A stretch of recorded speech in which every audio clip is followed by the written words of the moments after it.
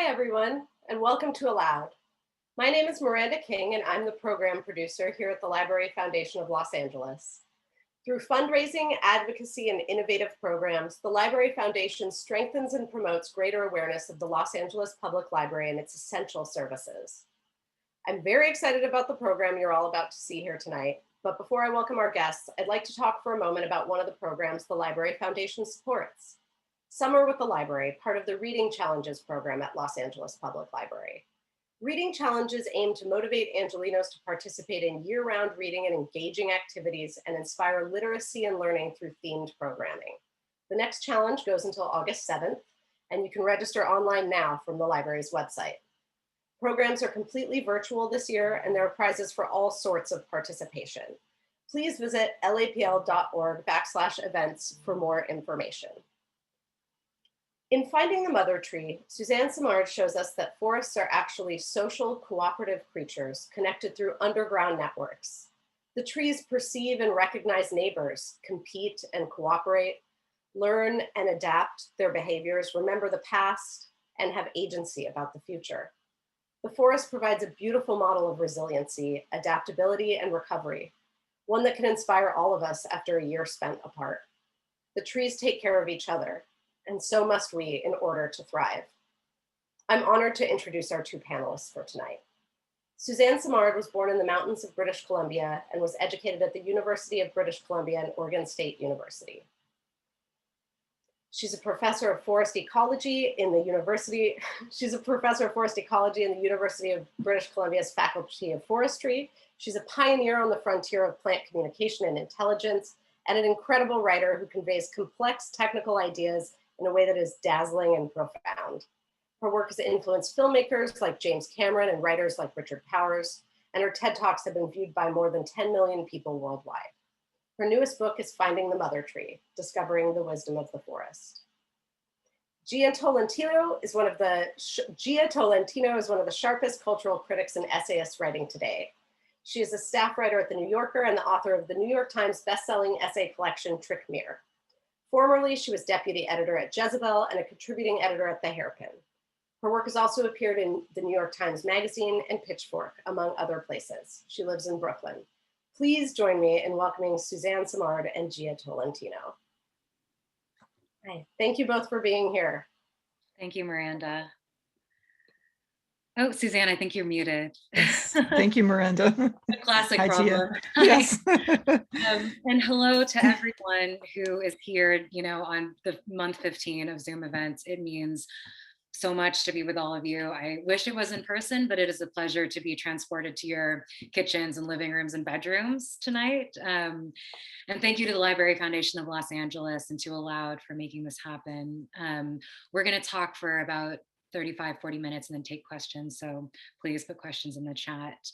It's an enormous honor to be here tonight in conversation with Suzanne Simard, who's a legend, a person whose work has changed the natural world, changed forestry practices, changed the way we understand what's around us, and whose work persistently resets me and radicalizes me and challenges me in the way that it leads me towards a different cosmology, different set of ethics, one that, that's based on timescales and value propositions that are not egocentric, that are not centered on our lives or our existences, but that dwarf us entirely, that predate us by millennia and will outlast us by as much.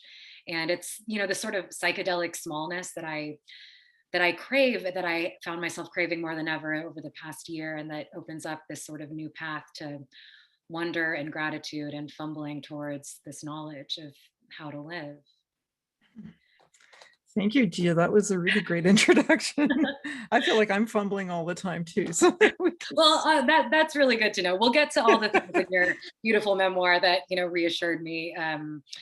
And anyway, but I guess I want to start by asking, what have we only begun to understand is true about the forest? Let's start with that simple question.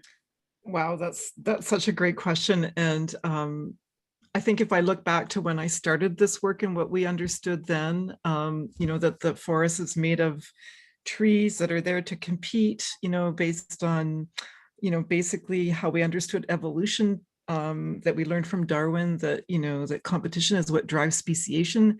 And then we applied those ideas to ecology, and ecology is really about the relationships between species. And this idea that competition reigns supreme and structures forests and plant communities, it had profound impacts on how we've treated our natural environment. Not that Darwin was wrong, but he was incomplete. And I think he knew he was incomplete. He knew that collaboration worked as strongly and deeply as competition, and he wrote about it, but it didn't make it into sort of our modern thinking. And so it's only been sort of like rediscovering, later, Lynn Margulis sort of uncovering what Darwin was trying to say in the lines between his writing. And then she was trying to, get us to understand that evolution really was about coevolution, about symbioses. And that we should treat our ecosystems more fully, more holistically, as though we understood this full suite of relationships between creatures. And so if I think back to when I started this, my thinking is also completely turned around and I've embraced this more holistic understanding of how communities function, how they're structured, how forests are structured, how any plant community or any animal community for that matter includes this multifarious, multitudinous, complex, sophisticated way of creatures relating to one another. Yeah, and you write, you're sort of essentially you're reframing the natural logic of a forest from competition to cooperation and sort of thriving through cooperation. It reframes the overarching value proposition from short-term profit to long-term well-being, right? Like there's, you write about, there was this idea, when you were early in your forestry career, that sort of trees were better off getting rid of anything that might compete with them for air, for sunlight, and then there's this realization that trees, like people, don't actually like to live in chemically managed isolation, right? And are, as we've all realized, and Yeah. are healthier when there's give and take, when they have the opportunity to give of themselves and then receive. And you write about like certain practices might up the yield for 1 year, like heavily pesticided, whatever might up the yield for 1 year, but it eventually would manifest consequences for the soil, for the resilience of the crops. I think about this one part of your memoir where you write about, these seedlings that are, I'm gonna, put this all wrong because No, it's okay. It's these it's seedlings that are sort of beautiful. grown in greenhouses in these little tubes, and they're so strong, they're ready to be planted. Like they don't, they're too strong, and they don't learn that they need to sort of absorb nutrients elsewhere, and this becomes sort of damaging for their longer life. And they're all sort of metaphorical resonances with this, but there's obviously this sort of exact parallel with the most important political and economic argument being made currently about humans and about how we live. And I, early in the pandemic, I wrote about the like mutual aid networks becoming sort of a mainstream practice in the pandemic, and this sort of idea of Peter Kropotkin's that, as you said, cooperation was as intrinsic to sort of the survival of communities writ large. And the time is ripe for this idea, to put it mildly. It's sort of life and death at the moment. Yeah, The degree to which we embrace these one value proposition over the one that has driven much of our world for the last 300 years. And you write about, it was difficult making the argument against sort of competition only and sort of short-term yield only in the 80s and the 90s, but now, I wonder if you've seen what you've seen over the past year and a half in terms of the way people have related to your work and to your memoir. I think there has been this intense, obvious hunger for, not just like a reconnection to nature, but for a fundamentally different worldview, right? I mean, kinship and protection rather than exploitation. And I'm wondering if you felt that, and what has it felt like to finally, if you felt that the world is really ready for these ideas. No, you're absolutely right, Jia. I mean, we've been struggling, I think, as a society with these sort of very narrow ways of behaving and thinking of the world, that that dominance is good, that capitalism is perfect, and it's not. That it'll lead to wealth of all, but it doesn't, right? It's got all of these, there's all these ways to cheat the system, or to loopholes, so that capitalism doesn't really exist as itself. It's corrupted. And I think that we see that in our economics, we see that in our society, we see that in poverty, we see that in oppression of different groups.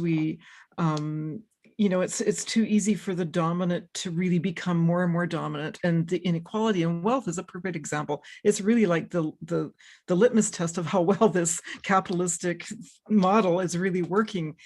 And in ecology, the litmus test is, we can see all kinds of results of this sort of narrow thinking that competition is everything and dominance is everything, in the big indicators. So the big indicators being like global change, right? If the planet was healthy and in balance, we wouldn't see greenhouse gases rising and rising and rising. We wouldn't see species extinctions exploding, in real time right in front of us.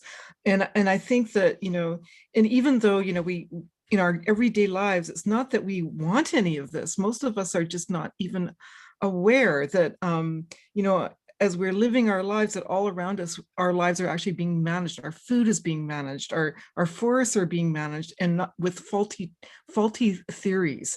And it's profound, it's profoundly important. So this idea that competition reigns supreme in forests, it governs everything that we do. For example, how we cut forests.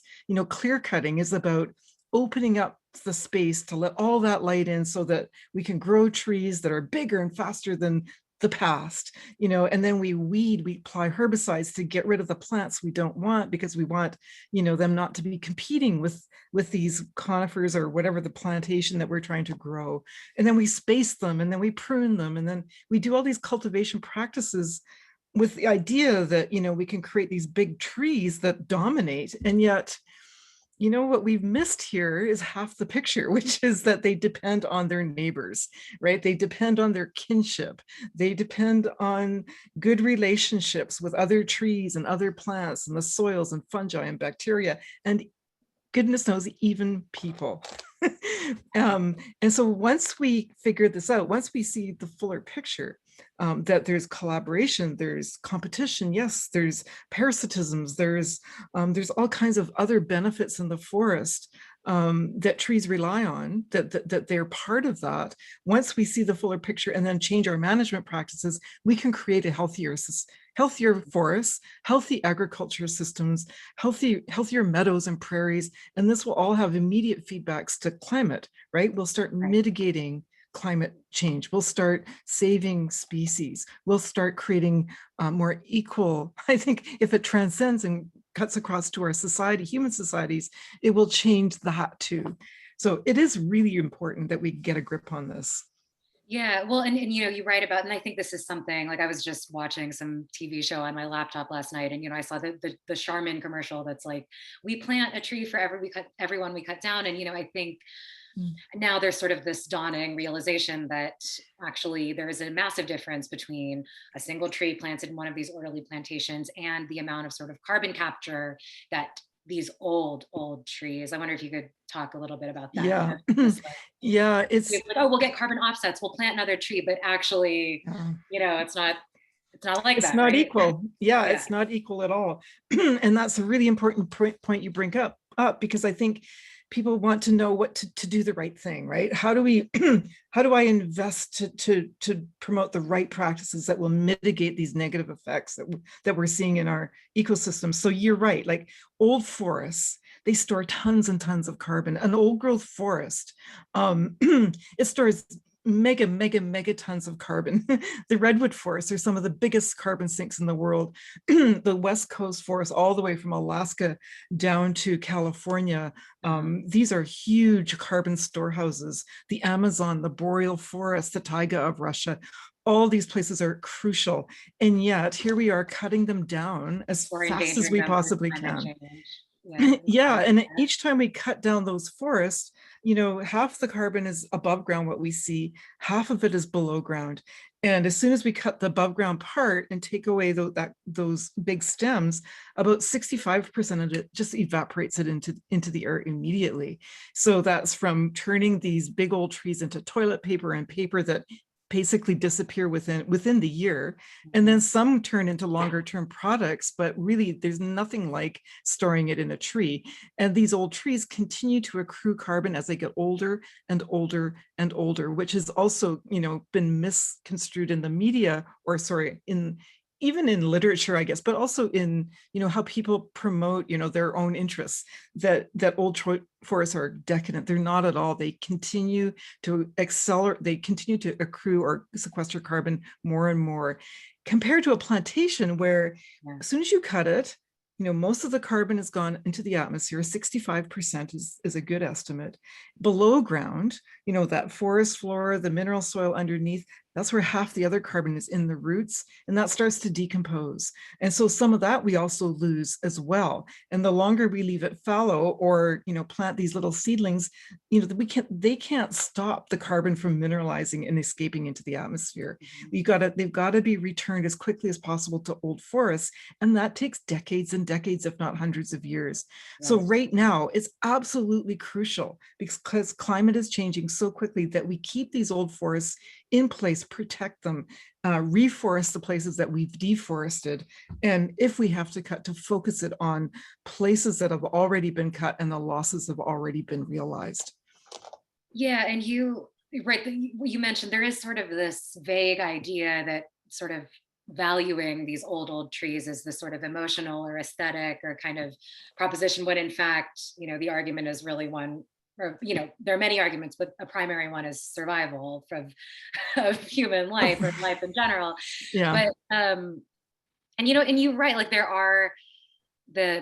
are ways to to harvest trees sustainably. And I reading your memoir, I was thinking, like, I found myself gravitating, like the farmer James Rebanks, his new book is sort of about pastoral song, is about rejecting conventional, the sort of American style high yield farming for crops. And I recently read The One Straw Revolution by Masanobu Fukuoka, this Japanese farmer he became known in the 70s for a method of farming he called do nothing farming. He, touched his fields as little as possible, applied no pesticides, used natural manure, like ended up with yields that were as good as, American style farming, and soil that was not blasted into this inert state. And I was reading the book, and there's this comic quality in that book where it's this sort of profound humility where he's constantly reminding the reader that we should be asking what we cannot do as much, if not more, than we ask what we can do. And there's this funny point where he sort of tells people to be suspicious of the world of the intellect, because the further you pursue any discipline, the more you'll be reminded that we actually know nothing. And then science always ultimately reminds us of how small human knowledge is. And I am interested in that last point, as it might relate in some way to your own research journey, because you write in your memoir that this, decades of meticulous scientific experimentation, like watching, tracing carbon through roots and, plant transfers one to another, and it ends up leading you back to the oldest wisdom that exists, to this indigenous idea that trees communicate, that they share knowledge, that mother trees take care of their young, right? There's this way in which you go on this vast sort of official scientific journey, and then you circle, not circle right back, but you know what I mean. And I wonder, and I wonder, like, what that process was like, sort of seeing these old ideas ratified in the data. Yeah, I mean, what a process. It was full of joy, full of frustration, full of anxiety, as I learned more and more, for example, about climate change and what are, I guess when I was in about 30, that's when, and I was at Oregon State University, and I saw the first presentation I'd ever seen, and it was by the Environmental Protection Agency, and they put these graphs up on the screen showing how CO2 levels were going up and how temperature was correlated with this. And I'm just like, oh my God, because I was thinking, as I was doing my research, slowly, methodically, I knew that from growing up in the forest, that the forest was a connected place. And I did this research carefully, methodically, to try to get the industry, which had gone from, what my grandparents did, who were horse loggers doing selective, careful logging, to this wholesale take everything approach. And I was trying to, slowly take my time to show, there's another way here. If we look more fully at these ecosystems, we can do this a better job. And then the climate change thing hit me, and I go, oh my God, we don't have time to do, to carefully trace every little thing and figure it all out. I've got to get out there now and say, we know enough. We know enough to do things differently. And these other authors that you cite, they're on the right track, right? Like, forests, ecosystems, we've evolved to heal. We've evolved to be healthy. We've evolved to fill in the space and be productive. But when we rip it apart with pesticides and clear cutting and machines and tilling, like deep plowing, that kind of thing, it does rip these ecosystems apart. And we don't have time for that now, right? We have to make these changes now. And so that means regenerative farming, regenerative forestry, where you it doesn't mean that people can't be involved. Definitely we play an important role, and we have always played an important role ever since we've been on this planet. We've been interacting with forests and ecosystems, but there are good ways to do it, and then there are destructive ways to do it. And these industrial ways of, of high energy input systems, where you apply pesticides and you apply, fossil fuels to run the machinery, and you take away without reciprocating, right, without giving back, then that ecosystem will slowly chunk down until it collapses. And so we're seeing that, right? We're seeing that in our ecosystems. And if, we need to, you're right, step back, but also not completely step away, because now we've gotten to this point with climate change that the velocity of climate change is so rapid. Trees can't adapt that fast, and they can't migrate that fast, to keep up with the warming. So we have to help them. We have to use all of our ingenuity on how to move genotypes, on how to assist the migration of plants and trees so that they can withstand these stresses. And we need to do this because our lives depend on keeping carbon in the ground, keeping forests intact so they can continue to photosynthesize, so they can continue to capture light energy and turn it into chemical energy, to drive all of the big biogeochemical cycles. We need them to do that. If we lose that, we've lost ourselves. So it is imperative. And so you're talking about basically applying these old values, but to new circumstances that require, yes, it's like that if the climate is changing so quickly, these like indigenous practice will have to be updated to fit. And, we're saying this at a time when the entire West Coast of, America is in this heat wave, it's 127 degrees in California. I mean, I wanted to ask you if you could. That's so hot. I know it's 107 in Oregon. I mean, it's like you thinking about like even people working in farms outside. It's wild. But I wanted you to, if you wouldn't mind, explain the mother tree concept. And because I already saw a couple questions about this in the chat, just give us a little, for people who might not know, people who might not have, everyone read the Overstory, read the Times Mag article that was about Suzanne last year, and read this memoir. But yeah, if you could just explain how you found that trees communicate. What are they communicating? Through what substances are they sending signals? And what is a mother tree? Yeah, this is the crux of it. So the mother tree is just really the biggest tree in the forest. And it's also the oldest tree, but if you have a forest that's all the same age, it's really just the biggest trees. So what makes them so special? Well, they have huge crowns, right? They have a huge leaf area, and that leaf area is where photosynthesis happens. And so that energy then transmits and builds tissues in the trees, but a lot of it, about a third of it, at least in some ecosystems, it's 80% of it goes into the root system. And then it's transmitted into these fungi called mycorrhizas.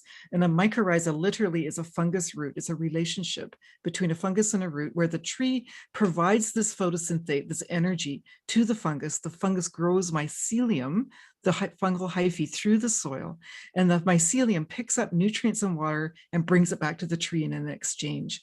So some of these fungi, actually all of the fungi, can link trees together. So some of the fungi will link trees of the same species, some will link trees of different species. There are literally thousands of these mycorrhizal fungal species in the world. And so we actually sought out to make a map of what this network looked like in the Douglas fir forests of British Columbia, which were multi-age forests, with some trees that were upwards of 300 years old, and the smallest were just little seedlings, and all ages in between. And we mapped what one of the two of the fungal species looked like below ground, linking these trees together. And we found that every tree was linked to every other tree, but the biggest, oldest trees were the most highly connected. So that's because they had more roots, right? And more root tips and more mycorrhizas, and they had more energy flowing into their root systems. And so then, so in graph theory, when you're describing these kind of networks, they come out as biological neural networks. That's the pattern. And biological neural networks have hubs and links. So the hubs are the trees and the links are the fungi in this example. And the biggest hubs all complex networks have big ones, a few big ones, and a lot of little ones. And so these big ones, I wanted to know what was their role in the ecosystem. And so it turns out that these old trees, as they're transmitting energy to the soil and to their neighbors, they're especially subsidizing the carbon energy or carbon economy of the little seedlings growing up in the understory. And these little seedlings are growing in the shade. They've got they don't have very many needles. They can't really support themselves at first. So they tap into this network. They get some water, they get some carbon and nitrogen from the old trees, and they grow and survive and eventually become trees themselves. And it turns out that these old trees can even favor the seedlings that are from their own cones, right? Their kin. And so that led us to calling them mother trees. It's a colloquial name, but it aptly describes the role of these big old trees in forests. So they really are the nucleus of the forest. And not only do they connect everything and facilitate regeneration, they are also where most of the carbon is stored. And they're homes for so many species. They're like big scaffoldings for biodiversity themselves. You write in your memoir, this memoir was somehow, it was more personal. I mean, it's a memoir, but it was still, you write really movingly about your own experience as a mother in early motherhood, which was, especially, I had a pandemic baby. And I think maybe that was one of the reasons that I started paying more attention to these cycles of sort of like rebirth and fallowness and, in the natural world. And, you write, there's this period of really intense enmeshment with your family life and your professional life, where you're sort of nursing your baby right about when you're about to give a presentation, you lactate through your shirt on stage, right? You're working till 2 a.m. after putting your kids to bed every night. You're commuting 9 hours each way on the weekends. And then you're writing at the same time about, there's a sense that you're feeling your own capacity grow beyond what you might have thought possible or preferable. And I thought about this passage where you talk about coring a mother tree and thinking, you would see char marks every 20 years or so, from when people would do controlled fires. And it's just, it's a sort of a story of expansion and challenge and resilience and your own and the natural worlds. You also write, you mentioned earlier that our bodies were made to heal. And you write in the book about being diagnosed with breast cancer, having a double mastectomy. And you write that the grueling experience of chemo showed you that the body was made to heal and gave you some sort of insight into the way forests were too. And this is like this amazing reminder that things are recuperable, that it's worth trying to understand what sustains and heals, a body, an ecosystem. But as you also write, there are some things that a body, at the same time, there are some things that a body can't recover from. You're with your daughter in the forest when she's much older, and you're watching her realize that, there are some things that maybe a mother tree can't recover from. And I guess my question was, like, how did you fight off the fear of that, of the point of no return? Either in your journey with breast cancer or about the natural world and the things we've done to it, as you said, often by accident, often above our heads, often inadvertently, but the things that we have done, you think there's a moment where after your diagnosis, where you think, like, I should never have pursued this stressful university job. I should never have studied Roundup and experiments, worked with radioactive carbon, stressed about the end of my marriage, how did you move between the frame of, we're made to heal, and also there are things too significant to heal from sometimes? Yeah. Wow, Jia, you should write a book. You're brilliant. Those are brilliant thoughts. Yes, you probably already have written a book. I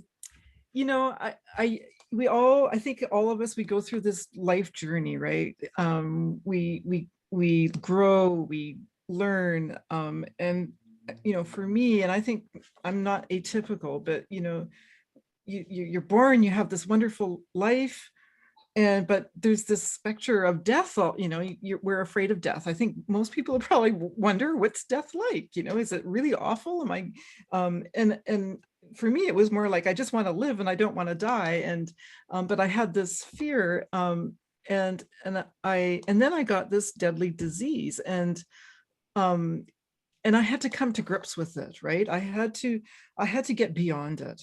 I had to, in order to move forward and heal myself, I had to let go of these fears and just not let them take hold of me. And so I looked at death right in the eye, right? And I realized that it is, we are about our relationships, right? It's and I was being stretched too thin. Like I was, I was trying to keep my marriage together and then it fell apart. I was trying to do this huge commute and I couldn't do it. I was trying to do all these dangerous experiments and I did do them, but there was, maybe it was too much. But the fact of the matter is, I was faced with this very deadly disease, um, and so I learned from the healing process that I was meant to heal. And I learned from my doctors. There's so many wise people out there who are able to know this stuff. I think, just by their sheer wits, their sheer intelligence, their sheer compassion, or maybe where they came from before this life. But I learned from them that we are meant to heal, and that it really takes quite a bit to kill us. And then, but also, if I do die, that's okay too, right? That I will carry on, or my spirit will carry on. What I've done will carry on. My daughters will carry on. Life will carry on, and that my life was worth living, and that there is something after. There's some other experience beyond this, and so everything is going to be okay. And once I got to that point that all is going to be okay, I was okay. I was fine. And I was able to fight it. I was able to recover from it. I understood, the power of connection, the power of relationships. I really built my relationships. We formed a group of women that were going through chemo, and I'm very tight with them to this very day. I think it's been 9 years now. We're very interdependent. Mhm. And yeah, so, but there are tipping points, right? And in ecosystems, that's true too. Like there's only so much damage a body can take, obviously, or an ecosystem, like we do die, and ecosystems do unravel. And I think in terms of the balance in our planet, we don't want our ecosystems to get to the point of collapse. We don't want it to be the point of where we're having to resuscitate our environment. I mean, we're kind of, encroaching on that, but we know enough to pull back, that we need to be more healing, more reciprocal with our environment, not just exploitive, but to be productive with it, to work with it, to fulfill our obligations to care for it. And then the earth is wired, it's evolved to heal with proper care. But with exploitation, then it's at risk. So anyway, it's the same in our bodies, it's the same in our ecosystems. I have what might be a strange question, but you're talking about, like, we're talking, like, every question where we're talking about a value shift, right? We're talking about one system to another. And I was wondering, the the values that your whole work has been in service of, and the values that I think many of us here in this event tonight are hoping to be more in service of in our own lives. These values are very gendered as female, right? Like the nurturance, humility, interdependence, which is something that I feel like it has been a primary thing on my mind, how to embrace that at every level of my life. I wonder, because there's this moment in the book where you lash out at your brother, because you're at a bar, it's been a long day, and he's talking about, it's like, I think he's a rancher, right? And he's reducing the role. He sort of says something about how cows, like female cows, their job is just to take care of the calves, and effectively implying the same about women, that our job is to nurture and just like stay in this little zone. And and it makes you really angry, as it would have made me angry if my brother had said that to me. And yet, like, it's hard to fight the fact that these are feminized ideas, right? That nurturance and interdependence. And I wonder if you have I wonder what your relationship is to the fact that these these attributes, which should not be gendered really, we identify these values so strongly with women, protection and care and, Yeah, well, one thing is that we can't be black and white about this stuff, right? Like it's shades of gray all the way through. And we do tend to get into our camps. And I think that the first thing we do is not do that. And I've certainly been there, and it's easy to do that. And it's harder to be in the middle and understand both sides, or both sides, all sides. And so I think that one thing about, in my field and in many, many fields where women were, new to the field, like, we did have, there has been long periods in history where women have been like at home and looking after the kids and not being in the working world or not in that, the male working world. And the consequence, so in my field, I can speak to that the most effectively, is that, all the research, for example, on how forests are structured has been done through men have done it because they were the ones that had those jobs, and they had the great privilege of getting to do that research, and they looked at it through their eyes. But it didn't give us a whole view, because there are many, many ways to look at these forests. And when we get trapped into one way of viewing things, we make a lot of mistakes because it is such a complex place where we're all, all ways of looking at are important. Female, male, Aboriginal, Western, it's all Eastern, it's all important. And then we get a fuller picture. And so I think that so where are we here? So I think that, as women move into these fields, and it is a tough row to hoe because there's a lot of gendered bias. There still is. It's getting better. And the more women that get into engineering and science and forestry, and, the better, the more fuller picture we'll have of how these systems work. Including their collaborative networks and their nurturing ability. And it's essential that we do that. It's essential that women get into these jobs, do the work, pave the way for more women to do the work, so that we all understand these systems better, so that we treat them better, more holistically. And we're going to have, we all have to work together to make this happen. Like, even for me, I'm a fully tenured professor at UBC. I've been there for 20 years almost, and I still get a lot of hits, right? Like, it's not that it's on purpose, but it's just there. It's just this sort of, undercurrent. And so the women and the men need to band together and say, we got to do a better job of this. We got to allow women to bring their full selves to the table, to ask their full questions and answer them with their research, and empower their graduate students to do the good work, because we'll all benefit from that.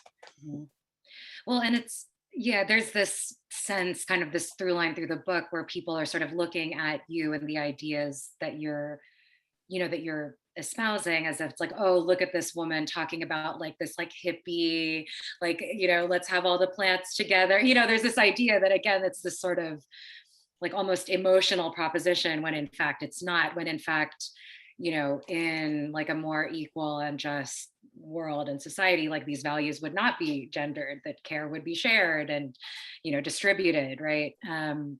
Okay, we're going to go to audience questions in just a second, but, a couple more things, so you were talking about, I mean, when you were just talking about death a few minutes ago, you were talking about like this period where you are fighting breast cancer. It coincides with a research period where you're trying to understand what you call the sort of final question about the mother trees. What do they do when their lives are ending?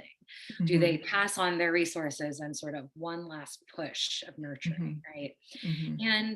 And this is, and like, what did you find? And also, I wondered, there is this parallel throughout much of the book of, the things that you're seeing with yourself and your daughters. Like, there is some sort of analog in what you're seeing in your work. And I wondered, to what extent was your experience of motherhood shaped by your research?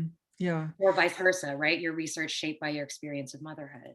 Yeah, no, really great questions again. Like, I've published over 200 journal articles in scientific peer-reviewed journals, which is peer review is the benchmark, right? That's how science moves forward. but a lot of the stuff never gets read. And so I wanted people to understand it, that first to get the work out, but also that science is it's a journey. Like, it's a very human story. The questions that I asked those questions because I grew up in the forest. I saw how it worked, and then I saw how we were making these mistakes. And so as I went along, my life informed all the questions that I asked. And that's a really important story. I think when people are suspicious of science, or they think that it's, I don't understand, so I don't trust it.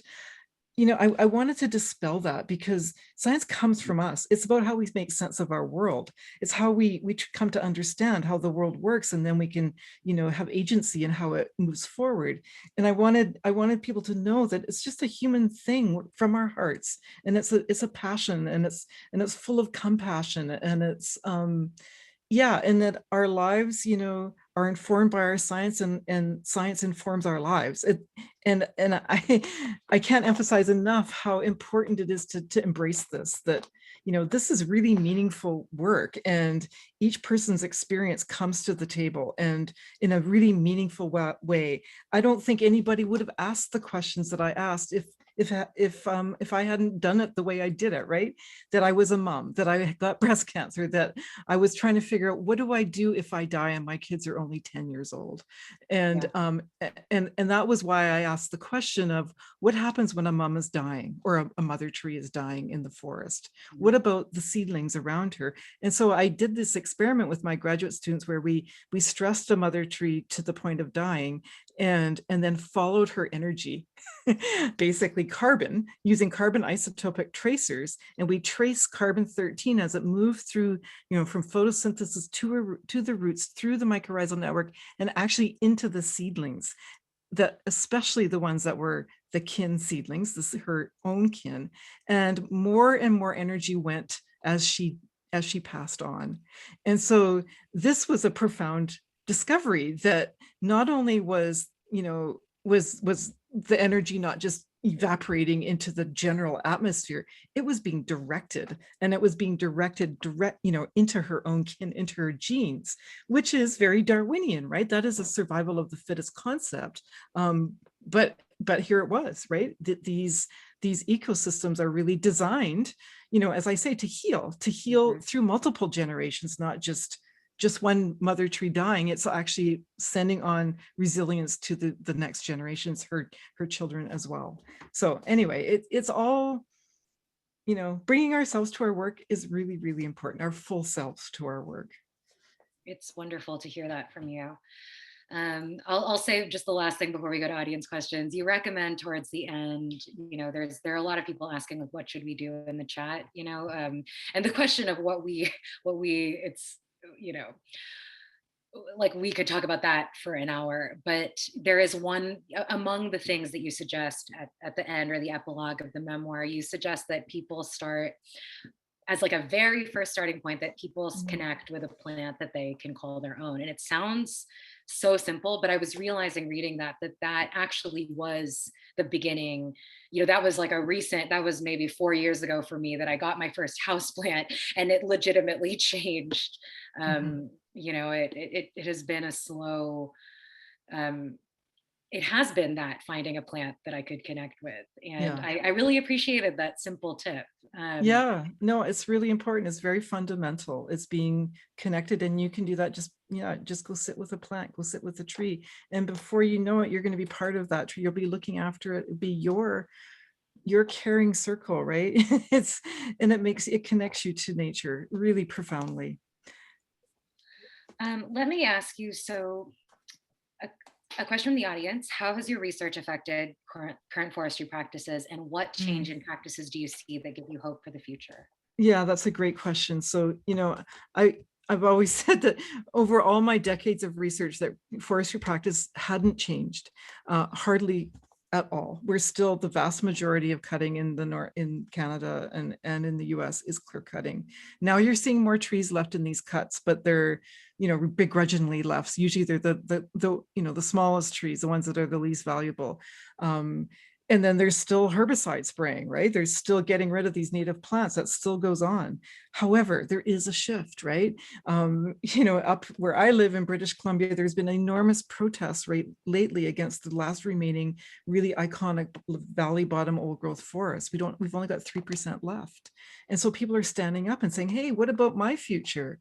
This is, I need clean water, and I need, a carbon neutral environment for me too. And and we need these creatures. And so there's a shift happening. And now is the time to get in there and really push hard to make this shift really happening.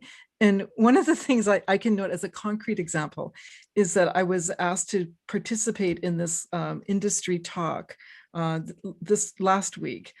And they're saying the pressure has been so great from the public that we've got to move away from clear cutting to partial cutting. And they want to leave 40 to 60% of the forest intact after so they only take out about half or less than half. That is an enormous shift. And that isn't because of the research. The research is there to inform how to do that. That push came from the public, right? The public complaining that these systems are not sustainable. What we're doing to these forests is not working for us. And so then government and industry changed. And so it's got to be push, push, push until there's a change. And the push has to be relentless. And then the science, yes, then the science is there. How do we do this? Another question from the audience. A question from somebody who wants to know, much of what you bring up in your work about interdependence is, as you acknowledge, rooted in Indigenous teachings and ways of life and tradition. Were there any specific teachings or specific Aboriginal and Indigenous nations knowledge that you specifically drew from? Yeah, well, there's so much. And of course, Western science is kind of, as one Haltzik woman said, Western science is the little sister to Indigenous science, right? We're just learning in Western science. We know so little. And this Indigenous knowledge has been, building for thousands and thousands of years. So thousands and thousands of years of observation and experimentation. Okay, so of what will work. And for example, the salmon runs, right? They were very sensitive to the variability in the salmon runs and passively fishing and always throwing the mothers back to spawn so they could have big mothers in the future and really strong populations. That was through observation. And it was also through care, right? And carrying out obligations to the salmon as though they were their sisters and their brothers, and caring for them like their families. And it worked, right?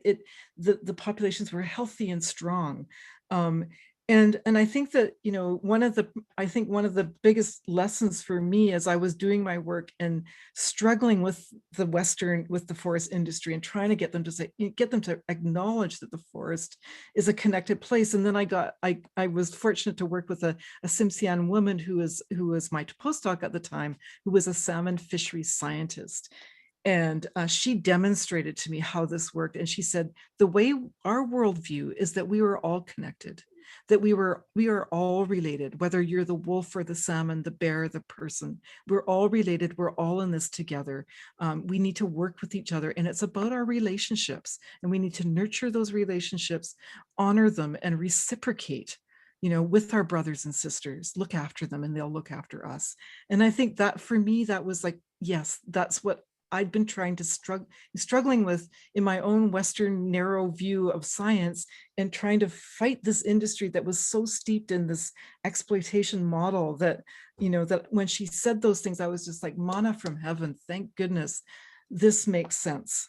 And, so that was profound. And then more and more as I learn about the concentric nature of Indigenous tribes and nations, that the kinship is so important among not just our families, but our communities and our forests and our salmon. And yeah, each step has been really profoundly important.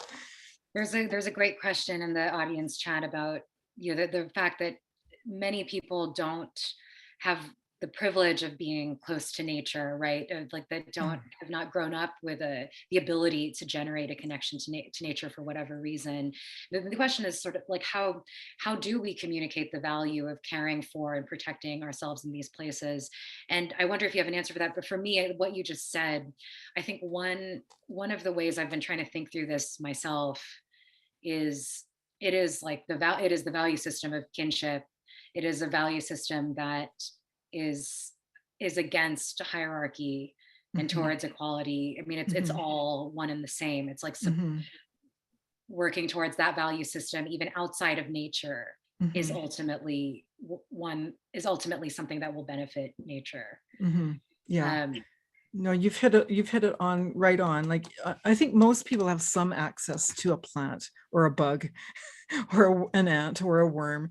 It doesn't really matter what that creature is. It can even be your own family, if anything else, or your friends, right?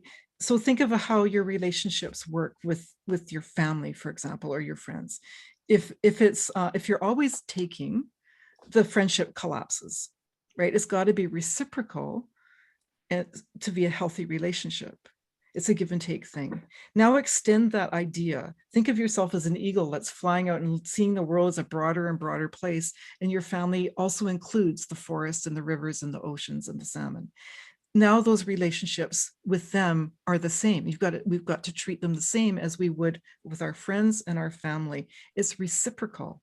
It's we look after each other. We have each other's back. And so I think everybody knows that, right? Otherwise, you don't last long because we are about our relationships. And just extend that to a broader circle, that your circle is not just you, it's not just your family, it's not just your community, it's all of it, right? So the same principles apply. I'm going to ask you this question, and then please keep talking while I let my dog in my bedroom, because I can hear her growling at me. A question from the audience: how does one identify a mother tree in a forest, and is it possible for a non-ecologist to find one? Yes. Okay. Yeah, for sure.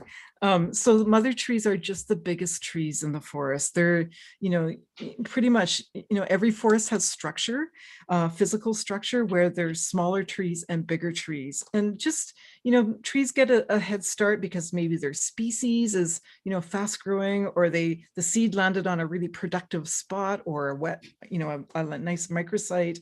Or genetically they're, are fortunate to be, genetically bigger or, faster growing.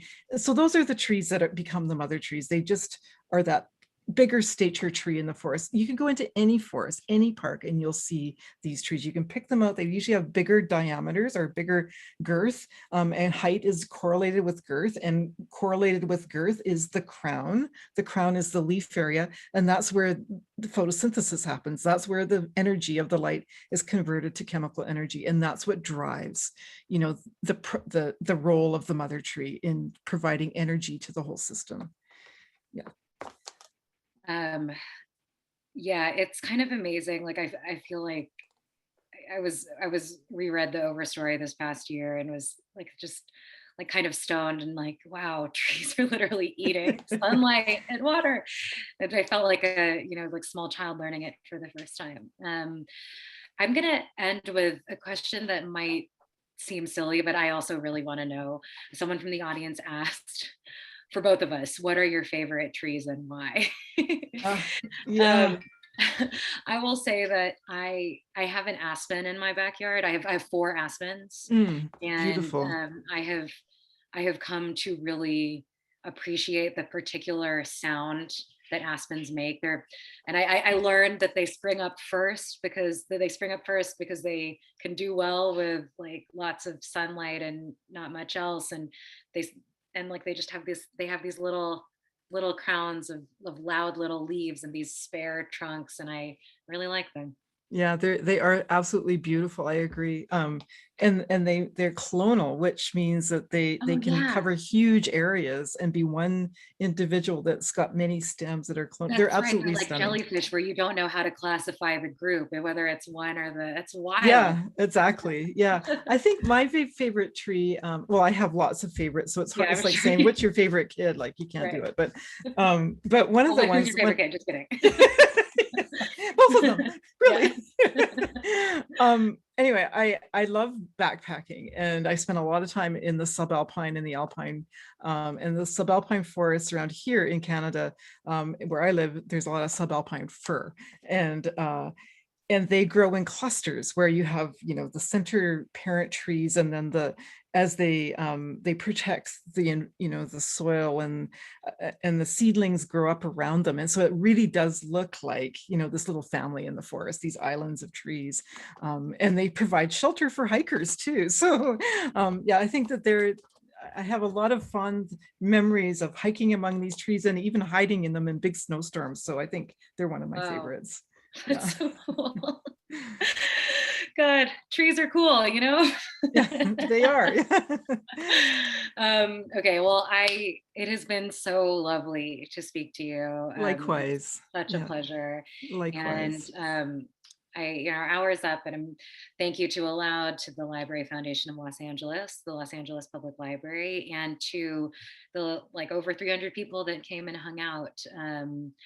Thank you for joining us, for thinking about these things with us. And I hope we all go out and take care of, our little trees, the people around us, in whatever way we can.